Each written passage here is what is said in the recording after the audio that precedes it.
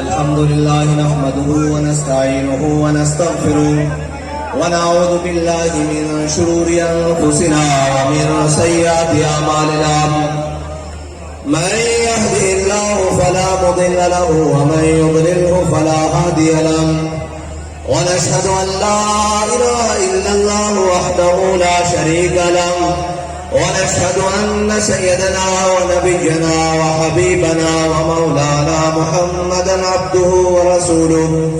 جلوہ گر تحریک لبیک پاکستان کے ذمہ داران، ہم سب حضور کے غلام رات کے اس پہر میں صرف یہ بتانے کے لیے حاضر ہوئے ہیں کہ ذرا نم ہو تو یہ مٹی بڑی زرخیز ہے ساقی. یہ بتانے کے لیے آئے ہیں کہ حضور کے غلام آج بھی اپنے آقا و مولا صلی اللہ علیہ وسلم کے نام پر اپنا سب کچھ قربان کرنے کے لیے تیار ہیں.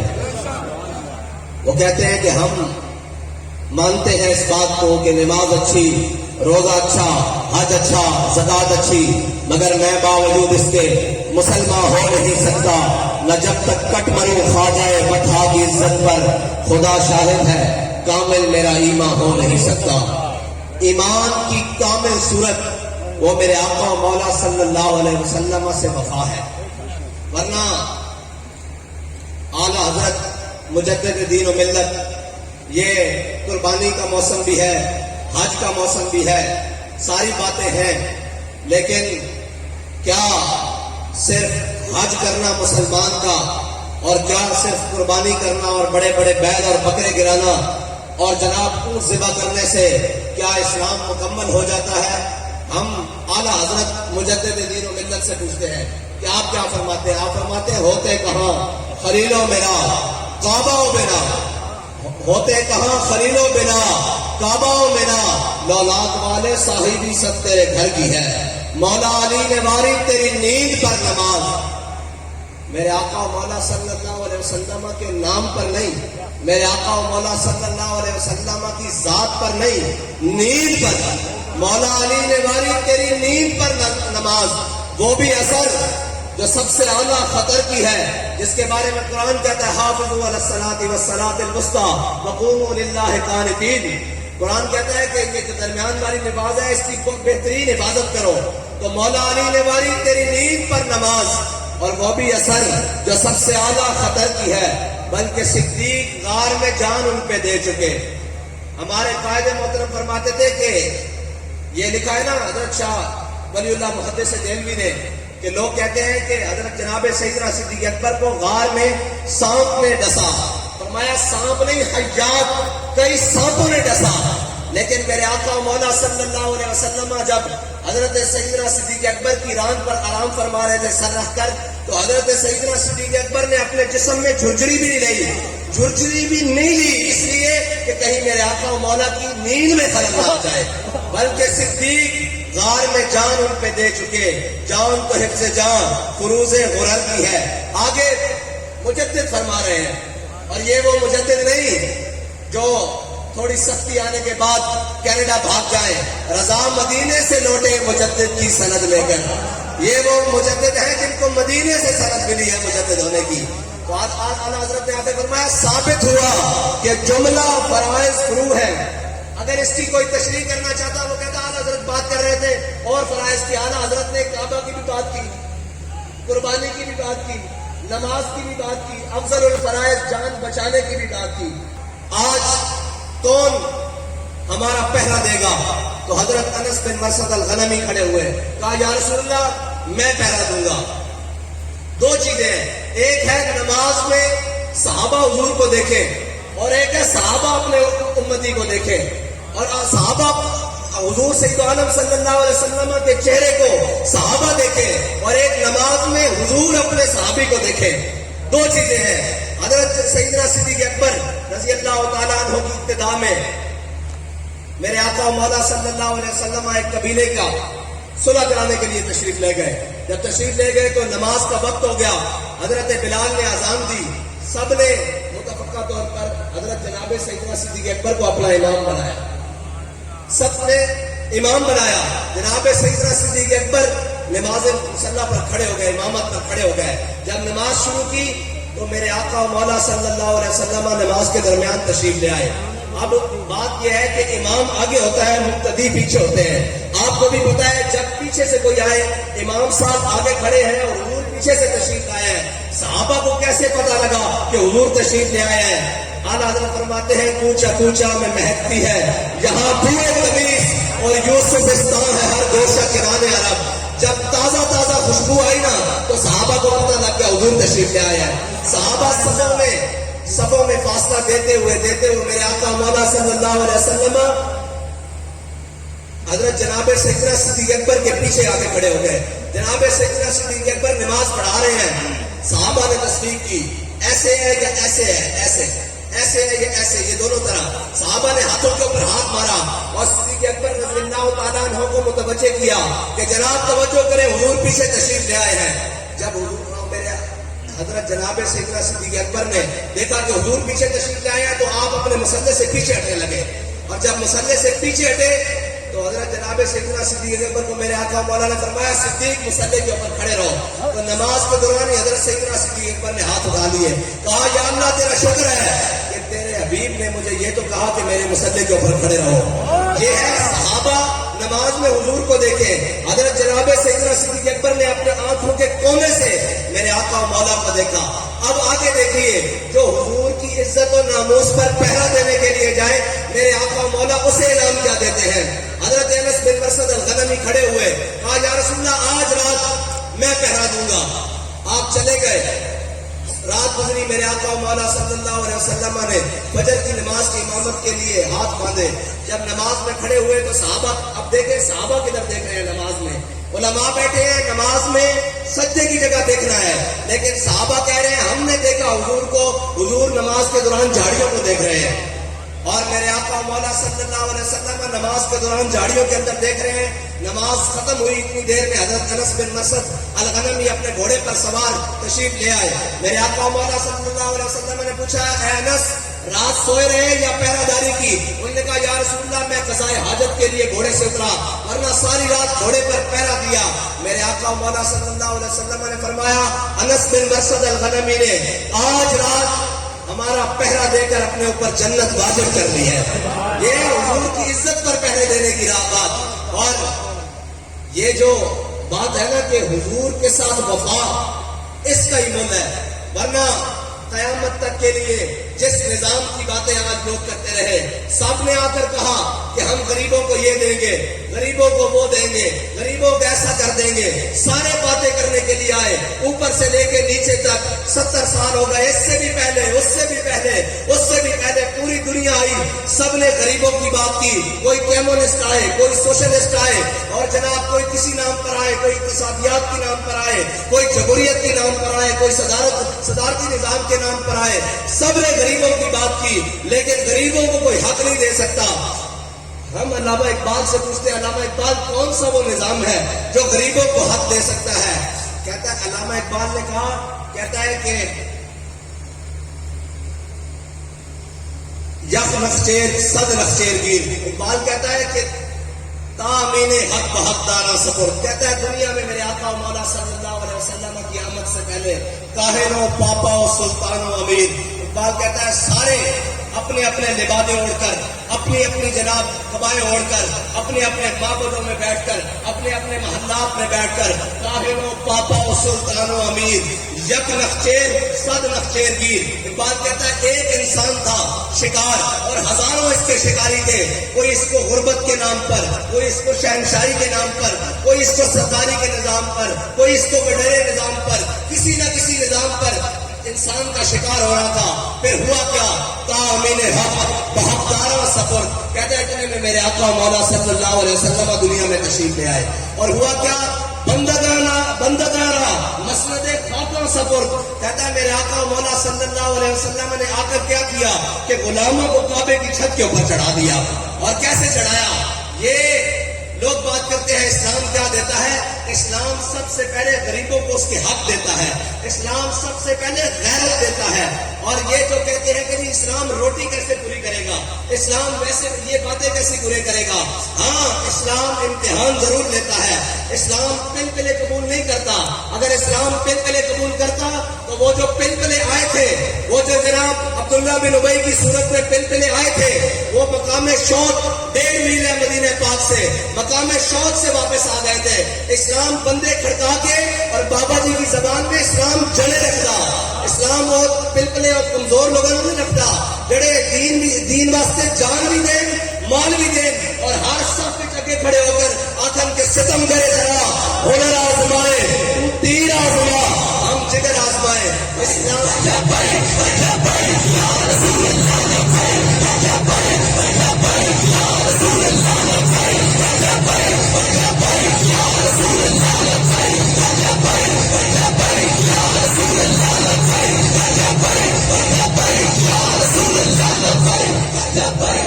یہ لوگ سمجھتے ہیں کہ ہم آرام والا دین، سکون والا اور بڑے مزے والا اور فلیکسیبل قسم کا دین، جدھر ہم مڑے دین بھی ہمارے پیچھے مڑے. دین وہ نہیں ہے جو ہمارے پیچھے چلے، دین وہ ہے جس کے پیچھے ابو بکر، عمر، عثمان و علی چلے ہیں. اور بدلے کا زمانہ لاکھ مگر قرآن نہیں بدلا جائے گا. ہے قول محمد قول خدا، فرمان نہیں بدلا جائے گا. دین کے اصول قیامت تک نہیں بدل سکتے. وہ دین کے اصول سیاست کے لیے ہو، وہ دین کے اصول عبادت کے لیے ہو، وہ دین کے اصول معاشرت کے لیے ہو، وہ دین کے اصول تہذیب کے لیے ہو، وہ دین کے اصول تمدن کے لیے ہو، وہ دین کے اصول معاشیات کے لیے ہو. دین کے اصول نہیں بدل سکتے. اگر دین کے اصول کوئی بدلنے آئے گا تو دین اس کو لٹا کے رکھ دے گا. اگر تم نے دین کا اصول اتنے سال بدل کے رکھا تو دین نے تمہارے ساتھ کیا کیا؟ اسلام نے تمہیں IMF کا بھکاری بنا دیا. آج پھر تم سود کے خلاف، تم سپریم کورٹ میں اسلامی شرعی عدالت، وفاقی شرعی عدالت کا فیصلہ چیلنج کرنے کے لیے جا رہے ہو. تو یہ یاد رکھنا، اگر تم اللہ اور اس کے رسول کے حکم کے خلاف گئے تو پھر یاد رکھنا اس ملک کو دیوالیہ ہونے سے کوئی نہیں بچا سکتا. آج بھی تمہارے پاس وقت ہے، آج بھی اس ریاست کے سربراہان کے پاس وقت ہے کہ وہ ساری چیزوں سے دامن چھڑا کر حضور کے دین کے اوپر، اس ملک کو، جس ملک کو حاصل کیا گیا تھا پاکستان کا مطلب کیا، لا الہ الا اللہ کے نعرے کے اوپر، آج بھی ان کے پاس وقت ہے کہ وہ اس ملک کو موڑ کر حضور کے دامن کی طرف، حضور کے نظام کی طرف موڑ دیں. ورنہ IMF اور جناب عالمی بینک اور جناب رشیا اور سعودیہ اور جو بھی ممالک ہیں، تمہیں مزید اس قوم کو اور گروی رکھنا پڑے گا، اور اس قوم کی ہر چیز بک جائے گی اگر تم نے اللہ اور اس کے رسول کے نظام کے خلاف کوئی عدالتیں، اور عدالتیں نہیں ہیں یہ، اگر عدالتیں ہوتی تو سود کے خلاف فیصلے کو 20 سال لگتے. اور جس کو وفاقی شرعی عدالت کہہ رہے ہو تم، تو شریعت اس کو کہتے ہیں. شریعت کا تو میں نے کہا بدلے کا زمانہ لاکھ مگر قرآن نہیں بدلا جائے گا. سپریم کورٹ کون ہوتی ہے شریعت کے فیصلے کو بدلنے والی؟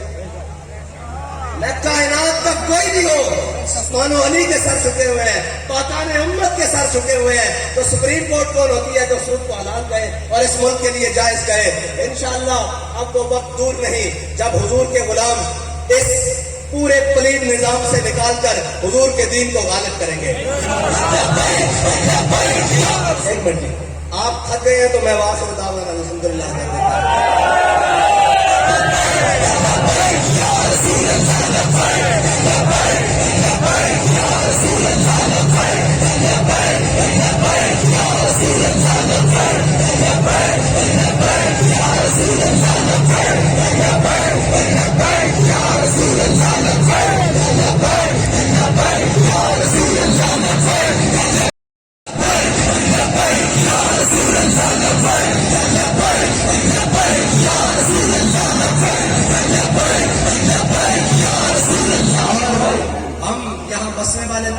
کو کہتے ہیں اس دین کے ساتھ نہ ٹکراؤ. اس دین کے ساتھ ٹکرانے کے لیے ابو جہل بھی آیا تھا، اس دین کے ساتھ ٹکرانے کے لیے عتبہ اور شیبہ بھی آئے، اس دین کے ساتھ ٹکرانے کے لیے وہ مشرف بھی آیا، اس دین کے ساتھ ٹکرانے کے لیے وہ نواز بھی آیا، جو آج اس ملک میں نہیں بھاگ کے رکھنے والے اور ضیاء الحق جیسے بڑے بڑے جناب دین کے ساتھ آئے، وہ باقی نہ رہے. اللہ کا دین آج بھی باقی ہے اور اللہ کا دین قیامت تک باقی رہے گا، کیونکہ جناب ان الدین عند اللہ الاسلام، اللہ کے ہاں دین ہے یہ اسلام. اس لیے اس کی بنیادوں کے ساتھ نہ چھیڑو. اگر اس کی بنیادوں کے ساتھ چھیڑو گے تو ذلت تمہارا مقدر بن جائے گی. وہ معاشی طور پر ہو, وہ غیرت کی طور پر ہو, وہ ہر طرح سے تمہارا مقدر بنے گی. اگر آج بھی اپنے آپ کو بچانا ہے تو علامہ اقبال سے پوچھ لیتے ہیں, اقبال اس امت کی, اس قوم کی بچت کس میں ہے؟ اقبال کہتا ہے ذات ملت رہا حیات از عشق اوست اور برگو ساز کائنات از عشق اوست. اقبال کہتا ہے کہ اگر امت مسلمہ اور یہ قوم دوبارہ عزت چاہتی ہے تو اپنے آقا و مولا کے دامن سے وابستہ ہو جائے. اور کیسے وابستہ ہو؟ غیروں سے دامن چھڑا کر ہو, امریکہ اور نیٹو سے دامن چھڑا کر ہو. یہ نہ ہو کہ سٹیجوں پر بات اور ہو اور جناب ٹی ویوں پر بات اور ہو, قوم کو دکھانے کے لیے بات اور ہو, اور رات کے اندھیرے میں ایمبیسیوں کے چکر لگے اور کہا جائے یہ تو ہمارا ایک دکھانے کے لیے بیانیہ ہے, ورنہ ہم امریکہ کے خلاف نہیں ہیں. بیانیے وہ نہیں ہوتے کہ جو جناب طاقت دیکھ کر اور جناب قوت دیکھ کر بیانیے بدل گئے, بلکہ میرے آقا مولا نے بتایا بیانیے کیا ہوتے ہیں. جب حنین کے موقع پر پاسا پلٹا تو میرے آقا مولا سفید خچر پر آگے تشریف لائے اور میرے آقا مولا نے فرمایا نبی ابن عبد المطلب, فرمایا جو جانتا ہے وہ تو جان لے, جو نہیں جانتا میں ہوں نبی, میں آخری نبی ہوں اور میں اپنے عبد المطلب کا بیٹا ہوں. یہ بیانیے وہ نہیں ہے جو ذرا طاقت دیکھ کر اور ذرا جناب پریشر دیکھ کر بیانیے بدل لائے, بلکہ بیانیے تو وہ ہوتے ہیں کہ لبے بام بھی پکارا, سرے دار بھی ستا دی, میں کہاں کہاں پہنچا تیری دید کی لگن میں. بیانیہ وہ ہوتا ہے جب پوری امت, پورا کفر اکٹھا ہو جائے, ان کے اپنے اور بیگانے بھی اکٹھے ہو جائے, ان کے جناب گماشتے اور میڈیا اور جناب سارا کچھ اکٹھا ہو جائے اور وہ کہے کہ نہیں جی اسلام امن سے پھیلا ہے, تو ایک بابا جی ویل چیئر پر آگے کہتے ہیں, اور کہتے ہیں اسلام امن سے ضرور پھیلا ہے لیکن اسلام غیرت کا درس بھی دیتا ہے. اسلام میرے آقا مولا صلی اللہ علیہ وسلم کی تلوار اٹھانے کا درس بھی دیتا ہے, اسلام بدر میں جانے کا درس بھی دیتا ہے, اسلام احد میں جانے کا درس بھی دیتا ہے, اسلام خندق میں جانے کا درس بھی دیتا ہے, مریسی, مستلق, تبوک, جرموک, قادسیہ میں جانے کا بھی درس دیتا ہے. اسلام گھر میں بیٹھنے کے تسبیح پڑھنے کا حکم بھی دیتا ہے اور جب موقع آ جائے تو پھر تلوار اٹھا کر میدان میں جانے کا حکم بھی دیتا ہے.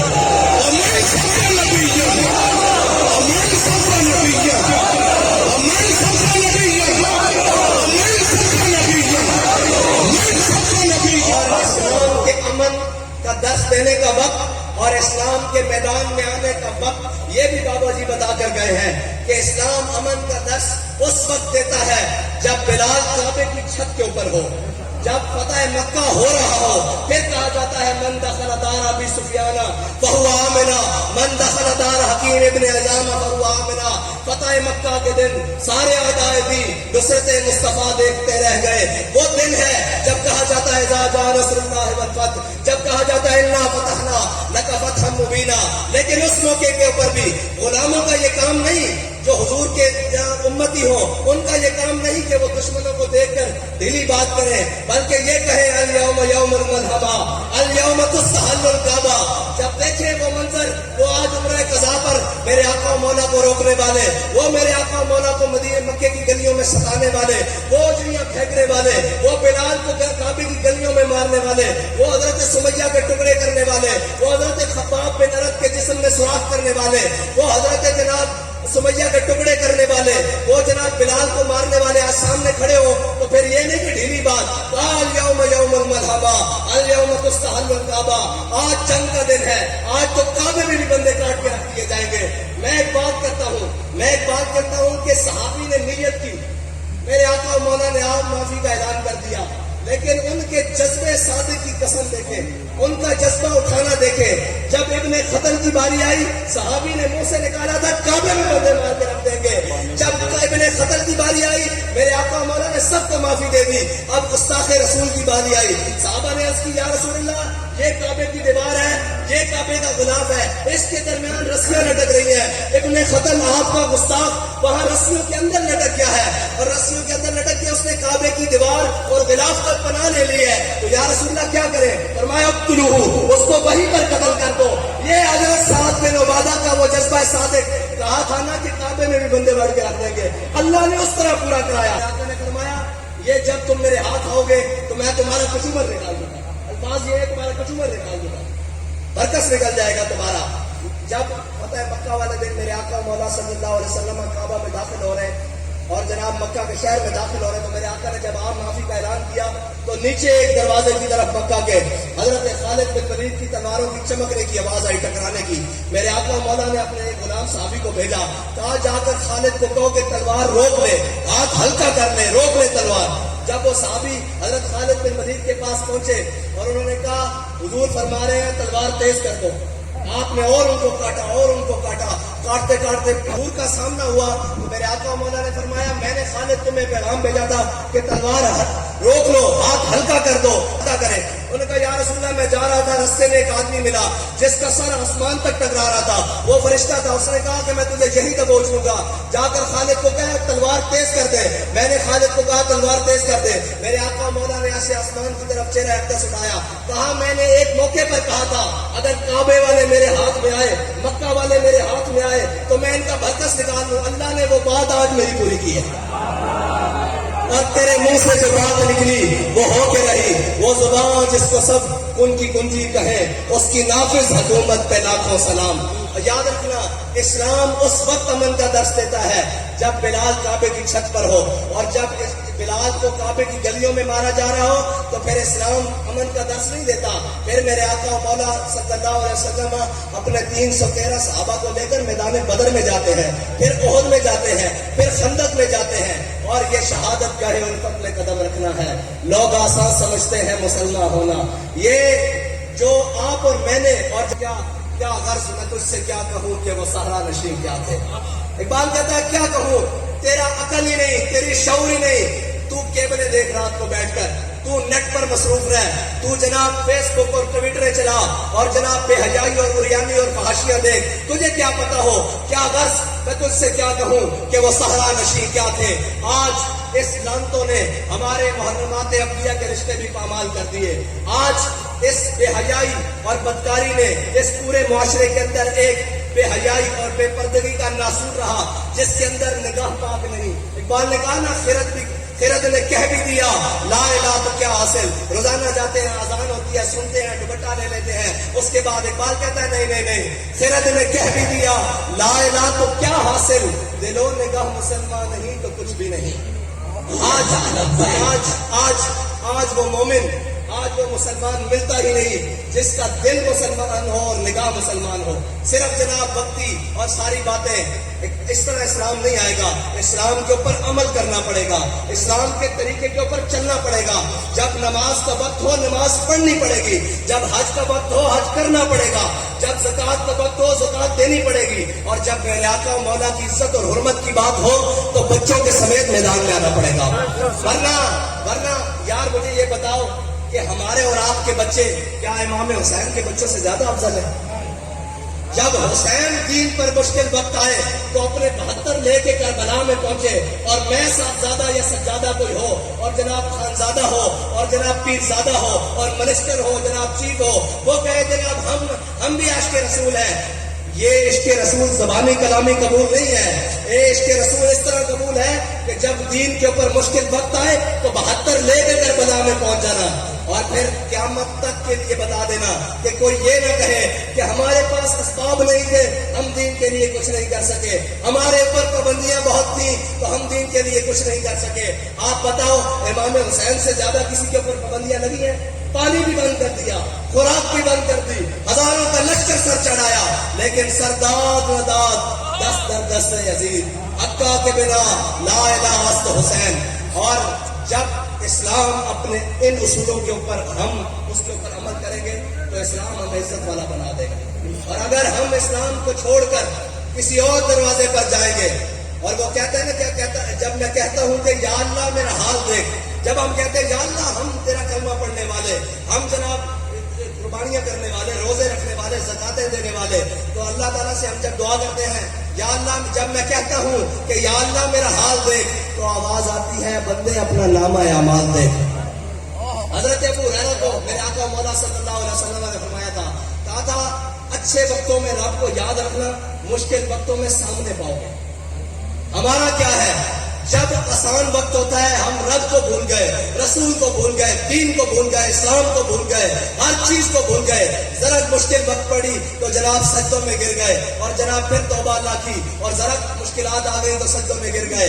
اس کا یہ مطلب ہے کہ ہم اللہ تعالیٰ کے ساتھ دھوکہ کرتے ہیں تو پھر اللہ تعالیٰ کی قدرت بھی مسکراتی ہوگی کہ کیسا میرا بندہ ہے. جب مشکلات پڑتی ہیں تو میرے سامنے جھک جاتا ہے اور ذرا میں دولت دے دوں, ذرا میں شہرت دے دوں, ذرا میں معاملات دے دوں تو اکڑ کے چلتا ہے, مجھے بھول جاتا ہے. یہ سبب اس کا کچھ اور ہے جس کو تو خود سمجھتا ہے. زوال بندہ مومن کا بے زری سے نہیں. آج پوری امت کے اندر جتنی مشکلات ہیں وہ کافر ہو کر آسانی والی زندگی گزارے, ہم مومن ہو کر مشکلات میں کیوں ہو؟ اس کی وجہ یہ ہے کہ میرے ہاتھ میں تھا جب تک میرے مصطفیٰ کا دامن, جب تک ہم نے اپنے آقا و مولا صلی اللہ علیہ وسلم کی سنت کو, اپنے آقا و مولا صلی اللہ علیہ وسلم کے دامن کرم کو اپنے ہاتھوں میں مضبوطی سے پکڑا ہوا تھا. ہم دائیں بائیں نہیں دیکھتے تھے, ہم جناب آگے پیچھے نہیں دیکھتے تھے کون ناراض ہو رہا ہے کون راضی ہو رہا ہے. جب تک میرے ہاتھ میں تھا, جب تک میرے مصطفیٰ کا دامن, میرے پاؤں چومتی تھی یہی گردش زمانہ, یہی گردش زمانہ تھی, یہی مٹی تھی, یہی زمین اور آسمان تھے, یہی سورج اور چاند تھے, یہی تارے تھے, یہی شام و سحر تھے جس پر ہمارے بڑوں نے ہزاروں سال حکومت کی. آج ہم نے جن کو بڑا بنایا ہوا ہے وہ کبھی کشکول لے کر امریکہ کے پاس, کبھی کشکول لے کر برطانیہ کے پاس, کبھی کشکول لے کر روس اور چائنا کے پاس, کبھی کشکول لے کر IMF اور عالمی بینک کے پاس. آج پوری قوم کی عزت گروی رکھوا دی, آج پوری قوم کو بکوا کے رکھ دیا, بیکاری بنا کے رکھ دیا. کیا ہم بیکاری تھے؟ اقبال کہتا ہے میں غرض تجھ سے کیا کہوں کہ وہ صحرا نشین کیا تھے, جہاں گیرو جہاں دارو جہاں بانو جہاں آرا. آگے اس نے بات ہی ختم کر دی, کہتا ہے اگر چاہوں تو نقشہ کھینچ کے الفاظ میں رکھ دوں, کہتا ہے اگر میں چاہوں تو میں تجھے الفاظ میں بتا دوں کہ وہ کون تھے جن کے پاس عمارتیں بھی تھیں, جن کے پاس حکومتیں بھی تھیں, لیکن کیا تھا؟ حضرت سعید بن عامر الجمحی بڑے برکت والے ہیں. آپ کی بات اسلام کے نظام کے لیے قیامت تک کے لیے مینار نور ہے. حضرت سعید بن عامر الجمحی. آج ہمارا ایک کوئی وزیر ہے, کوئی MLA, کوئی MP ہے, وہ برتن میں نہیں آتا, وہ اپنی اوقات بھول جاتا ہے. ذرا کی عزت مل جائے وہ جناب عیاشیاں بدماشیاں اور جناب سارا کچھ. حضرت سعید بن عامر الجمحی آپ ہمس کے گورنر ہیں اور آپ کی شکایت آ گئی حضرت فاروق اعظم کے پاس. تین چار شکایتیں آ گئی. حضرت فاروق اعظم کے پاس جب آپ کی شکایتیں آئی تو آپ نے خط لکھا کہ آپ ذاتی حیثیت میں میرے پاس پیش ہو. ایک دن حضرت جناب فاروق اعظم مسجد نبی کے اندر بیٹھے ہوئے ہیں تو ایک شخص اس نے اپنا سامان باندھا ہوا اور ایک لکڑی کے ڈنڈے کے ساتھ لٹکایا ہوا ایسے اور مسجد کے اندر داخل ہو رہا. حضرت عمر نے ایسے دیکھ کر کہا کہ اگر میری آنکھیں دھوکہ نہیں کھا رہی تو یہ حمص کا گورنر سعید بن عامر الجمحی نہیں. تو لوگوں نے کہا جی یہ حمص کا گورنر سعید بن عامر الجمحی ہے. آپ نے بلایا, انہوں نے نماز پڑھی, بلایا. آپ نے فرمایا سواری کہاں ہے؟ انہوں نے کہا حضور وہ تو قوم کا امانت تھی, وہ تو بیت المال میں جمع کرا کے آیا. آپ نے فرمایا حمص سے یہاں کیسے پہنچے؟ انہوں نے کہا حضور پیدل پہنچا ہوں. آپ نے فرمایا تم نے سواری کیوں استعمال نہیں کی؟ انہوں نے کہا حضور آپ نے مجھے ذاتی حیثیت میں طلب کیا ہے, حکومتی حیثیت کا ترجمان بن کر نہیں آیا, میں ذاتی حیثیت میں آیا ہوں, اس لیے سواری بیت المال میں جمع کرا کے آیا ہوں. حضرت سعید بن عامر الجمحی نے بیٹھے انہوں نے کہا جی آپ کے خلاف کچھ شکایتیں ہیں. انہوں نے کہا جی بتائیں کیا شکایت ہے؟ انہوں نے کہا جی ایک شکایت تو یہ ہے کہ آپ صبح گھر سے دیر سے نکلتے ہیں. انہوں نے کہا جی اچھا. انہوں نے کہا حضرت سعید بن عامر الجمحی کو کہا کہ آپ اس کی صفائی میں کچھ کہنا چاہتے ہیں؟ انہوں نے کہا جی بالکل کہنا چاہتا ہوں. صبح دیر سے گھر سے اس لیے نکلتا ہوں کہ میری گھر والی بیمار ہے اور گھر کا سارا کام خود کرتا ہوں, میرے پاس کوئی سرکاری نوکر چاکر اور غلام نہیں ہے, اس لیے سارے کام نپٹا کر گھر سے نکلتا ہوں.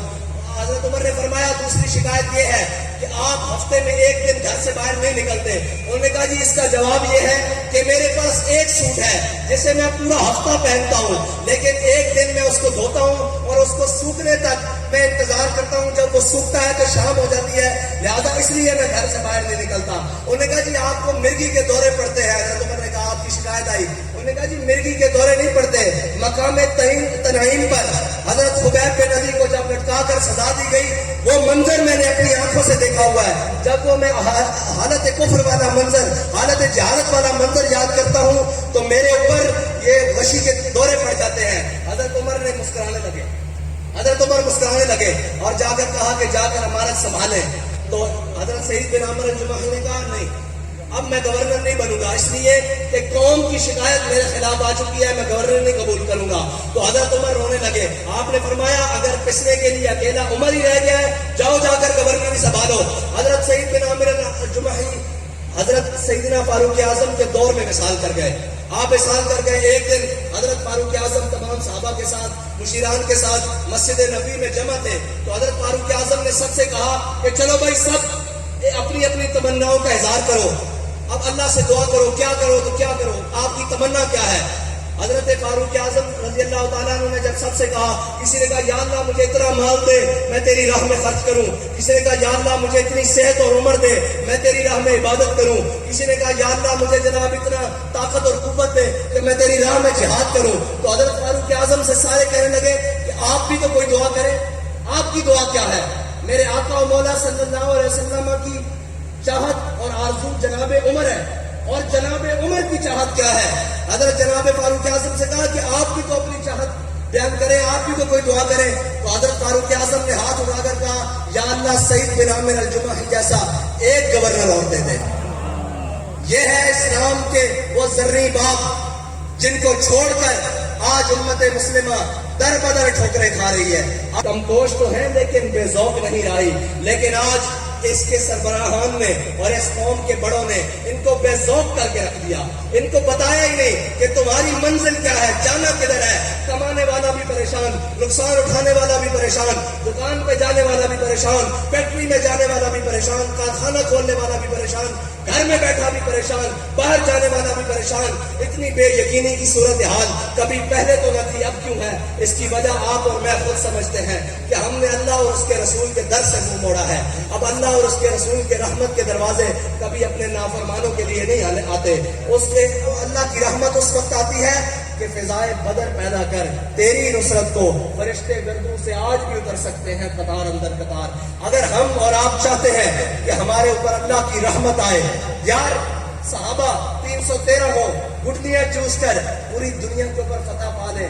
آج ہم ایٹم بم رکھتے ہوئے بھی ہماری ٹانگیں کانپ رہی ہوں، آج ہم ساری طاقتیں رکھتے ہوئے بھی اور سارے خوراکیں اور کھانا کھا کر بھی ہم یہ کہیں جی نہیں جی دین پر کون چل سکتا ہے، دین تو بڑی مشکل چیز ہے جی، دین پر کیسے چلا جا سکتا ہے؟ تو جب صحابہ دین پر چل سکتے ہیں ہم کیوں نہیں چل سکتے؟ اس لیے ہمیں سب کو اپنا آپ بدلنا ہوگا، اور انشاءاللہ جس طرح علامہ اقبال نے کہا کہ ہم بھٹکے ہوئے آہو کو پھر سوئے حرم لے چل، اس شہر کے خوگر کو پھر وسعت صحرا دے، تڑپنے پھڑکنے کی توفیق دے، دل مرتضی سوز صدیق دے۔ اللہ تعالیٰ مجھے اور آپ کو عمل کی توفیق عطا فرمائے اور حضور سے انے واش کرنے کی توفیق عطا فرمائے۔ وآخر دعوانا کو سلام ہدایت بینا کو سلام فتح باب نبوت پہ بے حد درود فتح باب نبوت پہ بے حد درود